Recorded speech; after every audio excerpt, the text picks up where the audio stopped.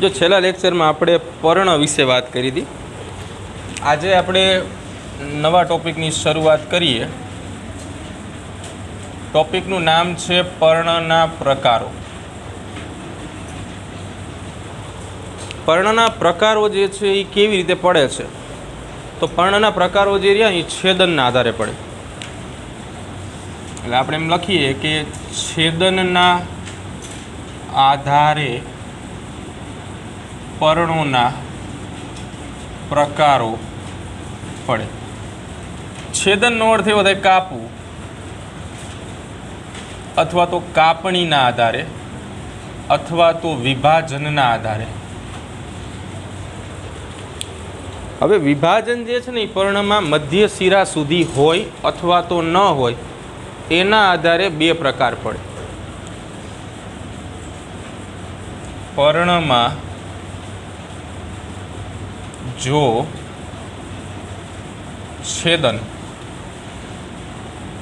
मध्य शिरा सुधी होय के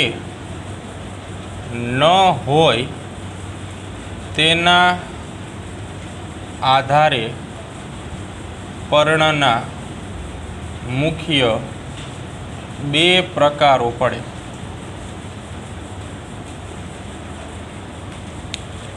एक आ शब्द है विभाजन मध्य शिरा सुधी होय के न होय, ये आपणे समझवानुं छे। तो ये प्रकारों नी अंदर व्यवस्थित आपणे समझशुं। तो सौथी पहला आपणे वात करीए पर्णना प्रकारोनी। पर्णना मुख्य बे प्रकार छे। पहलो प्रकार सादुं पर्ण अने बीजो प्रकार संयुक्त पर्ण। सादुं पर्ण आपणे छेल्ला लेक्चर में जोयुं हतुं। तमने याद हशे कि कोई पण पर्ण जे छे ए पर्णनी सेंटर मांथी निकळती आ जे रचना छे जेने आपणे मध्य शिरा कही छे। आ जे वच्चेना भागेथी निकळती रचना छे एने आपणे शुं नाम आपीए छीए? मध्य शिरा। हवे एक शब्द लिखो तो छेदन मध्य शिरा सुधी होय के न होय एना आधारे प्रकार पाड़े। सादुं पर्ण जे छे जेनी आपणे अत्यारे चर्चा करी छे एमां छेदन मध्य शिरा सुधी होय नहीं, एटले के पर्ण कपायेलुं होय। आ सादुं पर्ण छे। तमे आवुं पर्ण जोयेलुं छे, લીમડાનું પાંદડું તમે જુઓ बराबर, तेमां पर्ण जे छे ए तमने आवुं जोवा मळे।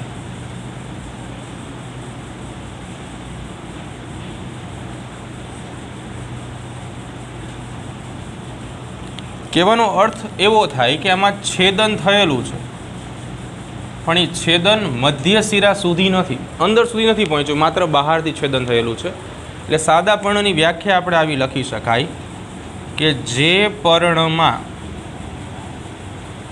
छेदन मध्य शिरा सुधी न थयेलुं होय तेवा पर्णने सादुं पर्ण कहेवाय। फरीवार, जे पर्णमां छेदन मध्य शिरा सुधी न थयेलुं होय एने आपणे शुं कहेशुं? सादुं पर्ण कहेशुं। सादा पर्णनी अंदर शुं होय के उदाहरण तरीके आ प्रकांड छे जेनी साथे जोडायेलुं छे अने आ रचनाने आपणे पर्णदंड तरीके ओळखीए छीए। सादा पर्णमां पर्णदंडनो जे तळियानो भाग छे त्यांथी तमने आवी कलिकाओ जोवा मळे।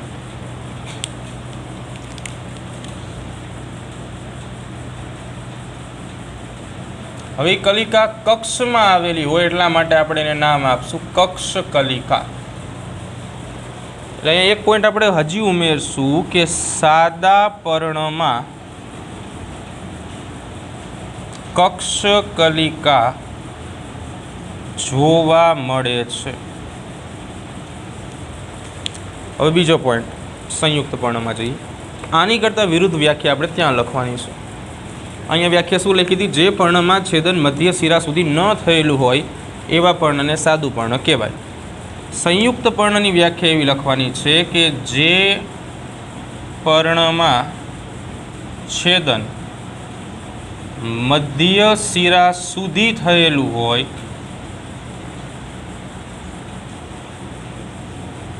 તેવા પર્ણને સંયુક્ત પર્ણ કહેવાય. બીજું, સંયુક્ત પર્ણમાં કક્ષકલિકા જોવા મળતી નથી. આમાં જોવા મળે છે, ક્યાં જોવા મળે તો કે પર્ણદંડના ભાગમાં અથવા પર્ણદંડના તળિયાના ભાગમાં. અહીંયા બે શબ્દ છે એ આપણે સમજવાના છે. મધ્ય શિરા સુધી છેદન હોય તો એ કેવું હોય? તો પહેલાં સંયુક્ત પર્ણની વાત કરી તો સંયુક્ત પર્ણના તે બે પ્રકારો છે અને બે પ્રકારો કંઈક આવા છે. એમાં પહેલો પ્રકાર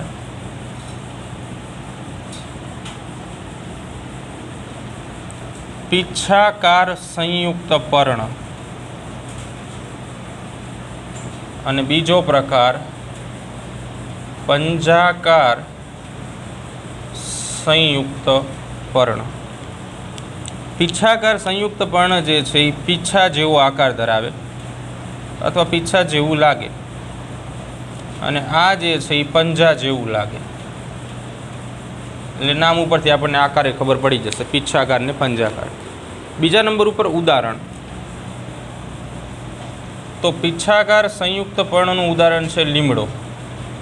લીમડાના પાંદડા જે છે ને એ પીછા જેવા હોય અને આમાં ઉદાહરણ છે સીમડો. લીમડો અને સીમડો બરાબર બે યાદ રાખવાનું. છેદનની આપણે વાત કરતા હતા. હવે ધારી લો કે તમારી પાસે એક સાદું પર્ણ છે,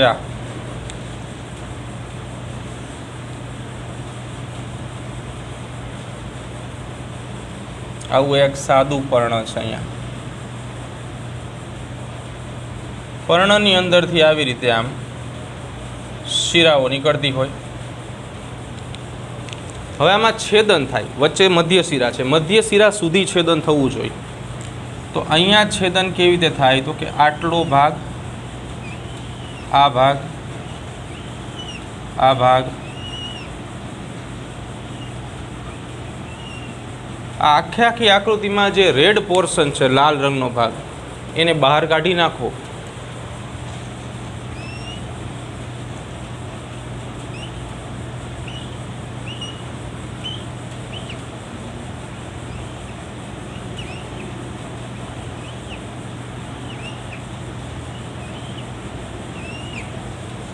આ એક પર્ણ થયું જે શેમાંથી બન્યું છે? સાદા પર્ણમાંથી.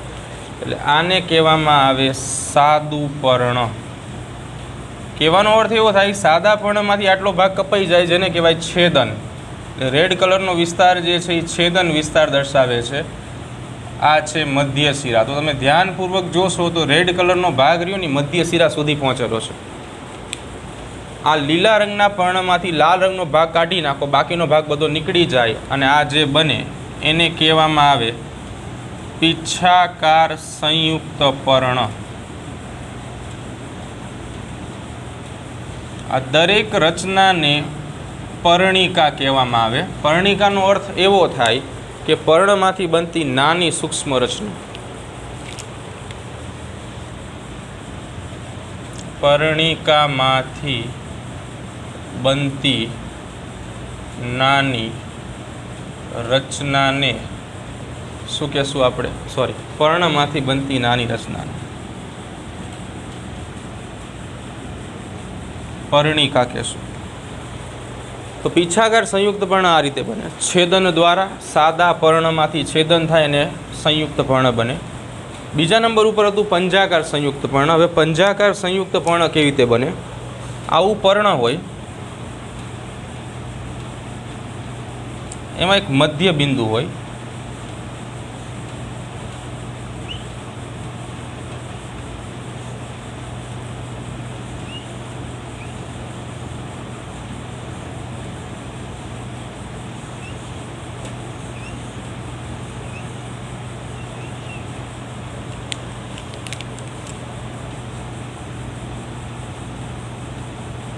આ પર્ણદંડ કહેવાનો અર્થ એવો થાય કે મધ્ય બિંદુની સાથે ઘણી બધી પર્ણિકાઓ ભેગી મળી સંયુક્ત પર્ણ બનાવે, એટલે આને કહેવામાં આવે પંજાકાર સંયુક્ત પર્ણ. ખ્યાલ આવશે? બંને છેદનથી બને. અહીંયા તમે જે આ વિસ્તારો જુઓ છો, આ મધ્ય બિંદુ, એ ખરેખર મધ્ય શિરામાંથી ઉત્પન્ન થયેલો ભાગ હોય અને બાકી જે છે એ છેદન વિસ્તાર હોય. પડશે ખબર?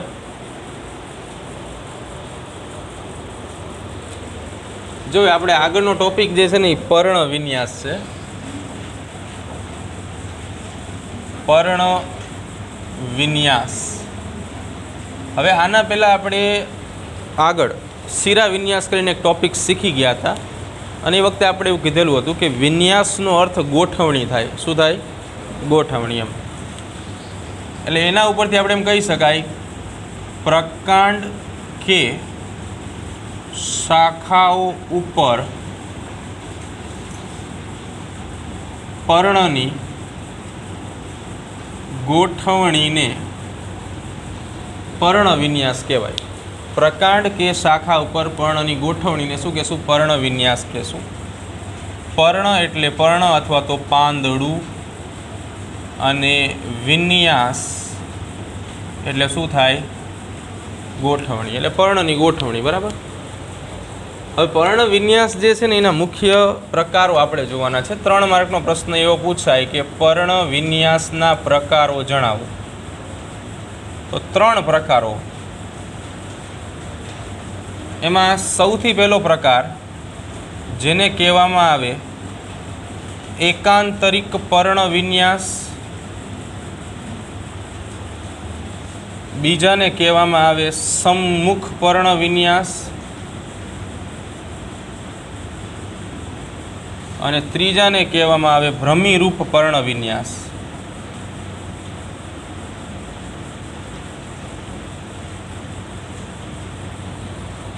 ત્રણ પ્રકાર.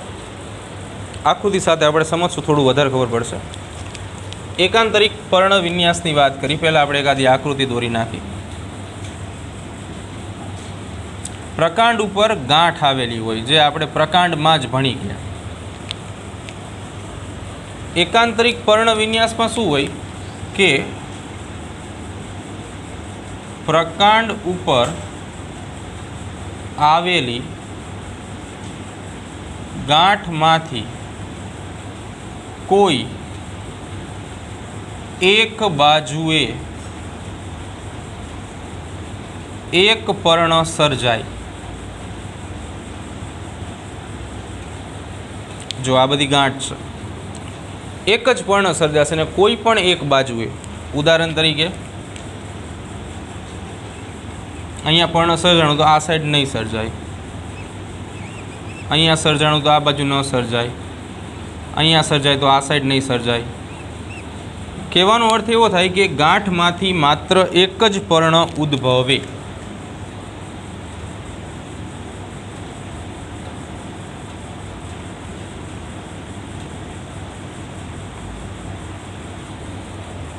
અગત્યની વાત એના ઉદાહરણો. તો ઉદાહરણમાં રાઈ, જાસૂદ અને સૂર્યમુખી.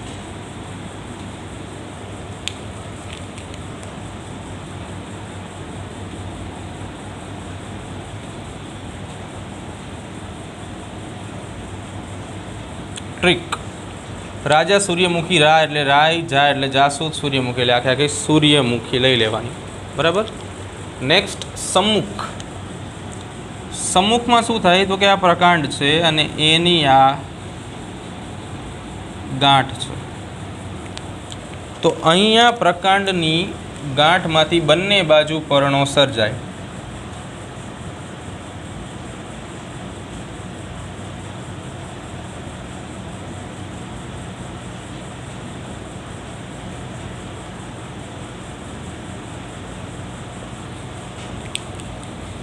એટલે કે અહીંયાથી પણ એક પર્ણ નીકળે અહીંયાથી પણ એક પર્ણ નીકળે. ઇન શોર્ટ, એક ગાંઠમાંથી બે પર્ણો જે છે એ બહાર નીકળશે.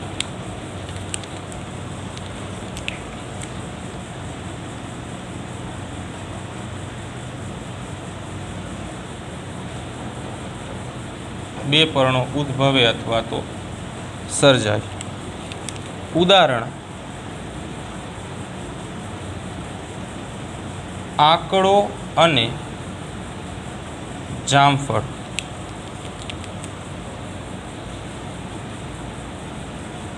ટ્રીક આજા એટલે આંકડો અને જામફળ. જામફળ હોય ને એમાં શું હોય, આ પર્ણો ઉપરના રહ્યા ને એ આને ઢાંકતા હોય આવી રીતે. એટલે તમે ઉપરથી જુઓ ને તો માત્ર તમને આ બે પર્ણો જ દેખાય, નીચેના પર્ણો રહ્યા ને આની ઉપર ઢંકાઈ ગયા હોય, આ ઢાંકે બધાને ઉપરના પર્ણો. એટલે જામફળની અંદર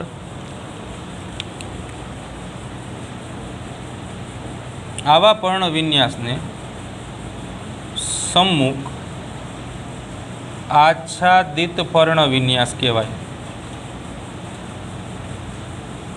તો સમ્મુખ આચ્છાદિતનો અર્થ એવો થાય કે ઉપરની બાજુ આવેલા પર્ણોની જોડ, એટલે કે બે પર્ણો નીચે આવેલા પર્ણોને ઢાંકે. ઉપર આવેલ, સૌથી ઉપર આવેલ પર્ણો નીચે આવેલ પર્ણોને ઢાંકે. ઇન શોર્ટમાં આચ્છાદિત કરે, એટલે એને કહેવામાં આવે આચ્છાદિત પર્ણ વિન્યાસ. આંકડામાં આંકડો તમે જોયો હોય ને તો આંકડાની અંદર શું હોય, બે પાંદડા હોય. આવી રીતે ઉદાહરણ તરીકે પ્રકાંડ જે છે ને આ ગાંઠનો ભાગ છે, તો એમાંથી એક પર્ણ જે છે ને એ આમ નીકળે અને બીજું પર્ણ જે છે ને એ આ રીતે નીકળે. કહેવાનો અર્થ એવો થાય કે આ બે પાંદડા વચ્ચે કાટખૂણો બને.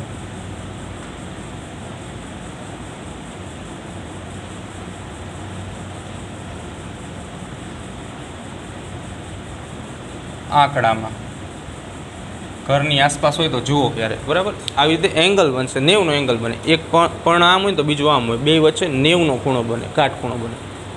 ભ્રમિરૂપ. પ્રકાંડની ગાંઠમાંથી બે કરતાં વધુ પર્ણો સર્જાય.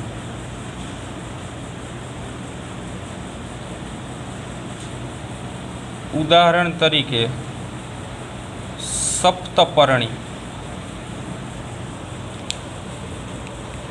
ફોર એક્ઝામ્પલ, આપણી પાસે આ એક પ્રકાંડ છે, આ પ્રકાંડની બે ગાંઠ છે. તો અહીંયાથી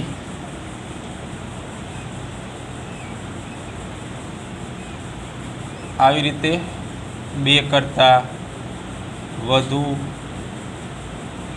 પર્ણો સર્જાય. ભ્રમિરૂપ. બરાબર. તો પર્ણ વિન્યાસ 3 માર્કનો પ્રશ્ન પૂછાય તો આટલું લખવાનું રહે. આગળ એક નાનો એવો ટોપિક આપણે જોઈ લઈએ. આગળનો ટોપિક છે પર્ણના રૂપાંતરણો.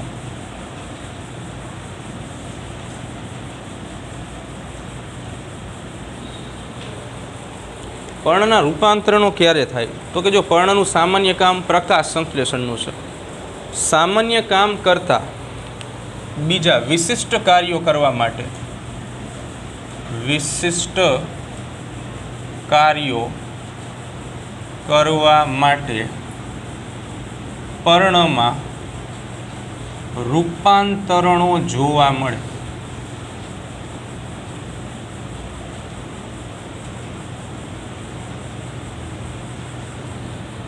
તો પર્ણના રૂપાંતરણો વિશે આપણે જોવાનું છે. સૌથી પહેલાં આપણે વાત કરશું સૂત્રો વિશે. સૂત્રો.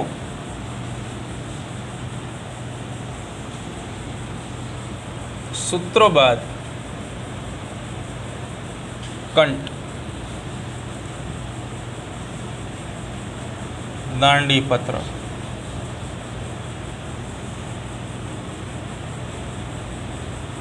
ખોરાક સંગ્રહણ.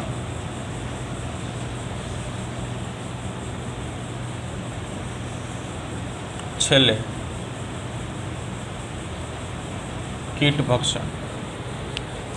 સૂત્રો જે છે, સૂત્રો આ આરોહણની ક્રિયા માટે હોય.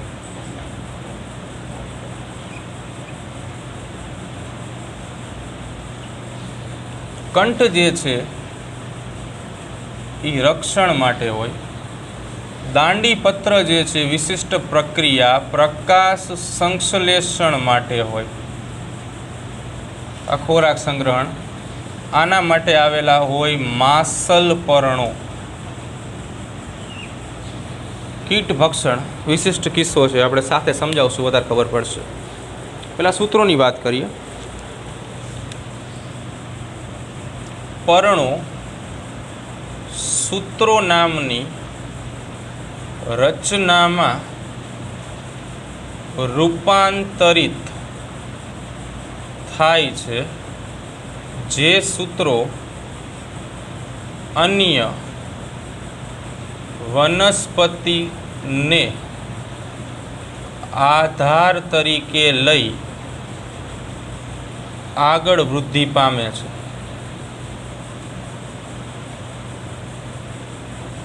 અને આવું તમને જોવા મળશે વટાણામાં. ઉદાહરણ તરીકે આ વટાણાનો છોડ છે.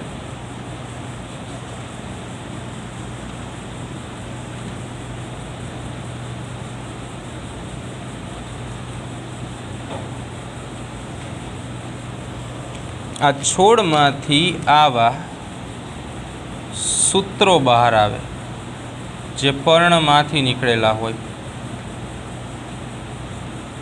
અથવા પર્ણનું રૂપાંતરણ હોય. આને કહેવામાં આવે સૂત્રો જે આરોહણ માટે ઉપયોગી બને. કંઠ તો ચરતા પ્રાણીઓથી રક્ષણ મેળવવા માટે, ચરતા પ્રાણીઓથી રક્ષણ મેળવવા માટે આવી રચનામાં, એટલે કે કંઠ જેવી રચનામાં પર્ણો રૂપાંતરણ પામે. અને આનું ઉદાહરણ છે ફાફડા થોર. ભણી ગયા છે જનરલી આના વિશે, તો છતાં એકવાર જોઈ લઈ. ફાફડા થોરને ખોટું ન લાગે એટલા માટે.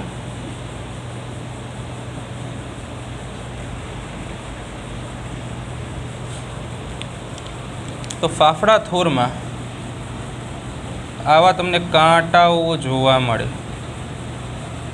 જે કાંટાઓ જે છે એ ખરેખર પર્ણનું રૂપાંતરણ હોય. એટલે આને કહેવામાં આવે કંઠ. દાંડીપત્ર. આ દાંડીપત્ર જે છે વિશિષ્ટ કિસ્સો છે. પહેલાં આપણે એનું ઉદાહરણ જોઈએ કે શેમાં જોવા મળશે. આ તમને જોવા મળશે ઓસ્ટ્રેલિયન બાવળમાં. ઓસ્ટ્રેલિયન બાવળમાં શું હોય કે પાંદડા હોય ને એનું કદ નાનું હોય, અને નાનું પર્ણનું કદ હોય ને તો એમાં પ્રકાશ સંશ્લેષણ ઓછું થાય. એટલે પર્ણનું કદ નાનું હોવાથી આવી વનસ્પતિઓમાં પ્રકાંડ લીલો બને છે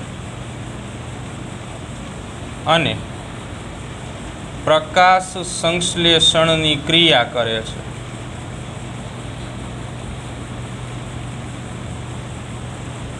જેને દાંડી પત્ર કહેવાય. આવા પ્રકાંડને દાંડી પત્ર કહે છે. એટલે એમાં શું હોય કે પ્રકાંડ જે છે ને એ આવો ઘણો ખરો લીલો હોય એમાં, અને પાંદડા જે છે ને એ થોડા એવા નાના નાના હોય.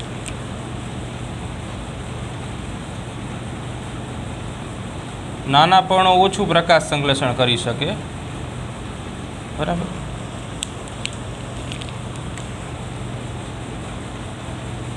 નાના પર્ણો અને આ છે દાંડી પત્ર. આને ઘણી વખત પર્ણ સદસ્ય પ્રકાંડ પણ કહેવાય, એટલે કે પર્ણ જેવું કામ કરતું પ્રકાંડ. પર્ણ સદસ્ય પ્રકાંડ, પર્ણ જેવું કામ કરતું પ્રકાંડ ઓસ્ટ્રેલિયન બાવળમાં જોવા મળે. આગળ નેક્સ્ટ, ખોરાક સંગ્રહણ. હવે આપણે જાણીએ છીએ કે વનસ્પતિ વધારાનો ખોરાક જે છે મૂળ, પ્રકાંડ કે પર્ણ ત્રણમાંથી કોઈ પણ એકમાં સંગ્રહ કરશે, સ્ટોર કરશે. તો પર્ણમાં જ્યારે વધારાનો ખોરાક સંગ્રહાય તો એ પ્રક્રિયાને ખોરાક સંગ્રહણ કહેવાય. એટલે કે પર્ણમાં વધારાનો ખોરાક સંગ્રહ કરવો. આના ઉદાહરણમાં આવે ડુંગળી અને લસણ. ડુંગળી અને લસણમાં શું થાય કે ખોરાકનો સંગ્રહ થાય ને એટલે પર્ણોરિયાની માસલ બને, રસદાર, ખાવા લાયક, અને સેજ એવા જાડા હોય ને માસલ પર્ણ કહેવાય. પર્ણો ખાવા લાયક, રસાળ અને દળદાર બને. એટલે આવા પર્ણોને માસલ પર્ણો કહેવાય. ડુંગળી બધાએ જોઈ જ છે, બરાબર.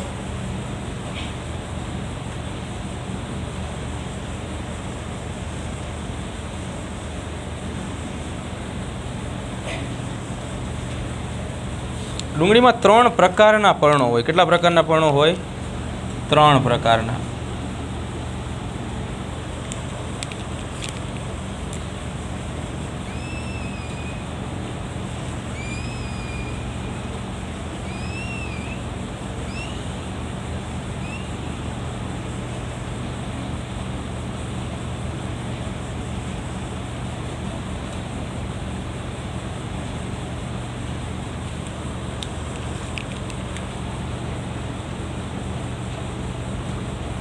એમાં શરૂઆતના જે પર્ણો હોય, લીલા પર્ણો, એને કહેવામાં આવે પ્રકાશ સંશ્લેષી પર્ણો. આ લીલા હોય. ઉપરની બાજુ ફોતરા જેવા પર્ણો હોય ગુલાબી કલરના, એને સલ્કી પર્ણો કહેવાય. સલ્કી પર્ણો તમને આના સિવાય આદુમાંય જોવા મળે, બરાબર. લસણમાં તો જોવા મળશે જ, જે આપણે ફોતરા કાઢી છે, બરાબર. અંદર આવેલા જે આપણે ખાઈ છીએ એને માસલ પર્ણો કહેવાય, જ્યાં ખોરાકનો સંગ્રહ થયેલો હોય. ખોરાકનો સંગ્રહ થયેલો હોય. આ બ્લુ કલરનો ભાગ જે છે એ ડુંગળીનું પ્રકાંડ છે, અને આ બ્લેક કલર જે છે એ મૂળ છે. લસણની અંદર જેટલી કળીઓ છે ને એટલા પાંદડા હોય. આપણે કે ફીંડલું એવો શબ્દ વાપરીએ. હા, તો એનો અર્થ એવો થાય કે બધા પાંદડા માસલ બન્યા, ખોરાકનો સંગ્રહ થયો અને એકદમ અલગ બન્યા. છેલ્લું, કીટ ભક્ષણ. અમુક વનસ્પતિઓ જે છે એ કીટકોનો ખોરાક તરીકે ઉપયોગ કરે.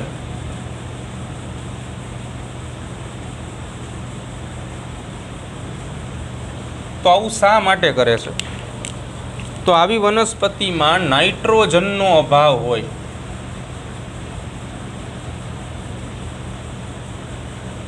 નાઇટ્રોજનનો અભાવ હોવાથી આવું કરે. એટલે એના પર્ણોમાં થોડા એવા રૂપાંતરણો જોવા મળે. પહેલાં આપણે એના ઉદાહરણ જોઈ લઈએ. કળશ પર્ણ, ડ્રોસેરા, આ એક વધારાનું લખાવું છું. વિનસનો મક્સીપાસ. આપણે ચેપ્ટર 2માં આના વિશે થોડી ઘણી માહિતી લીધેલી હતી. તેમાં શું હોય, કળશ પર્ણ જે છે, કળશ જેવો આકાર હોય.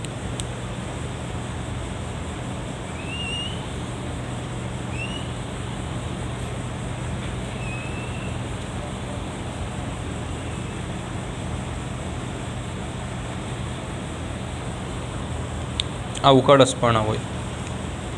સપાટીએ જે રચના છે આ જે રહીને એ ચિકાસયુક્ત હોય, જેના કારણે કોઈ પણ કીટક જે છે અહીંયા બેસે ને એટલે અંદર ધસી જાય, બરાબર.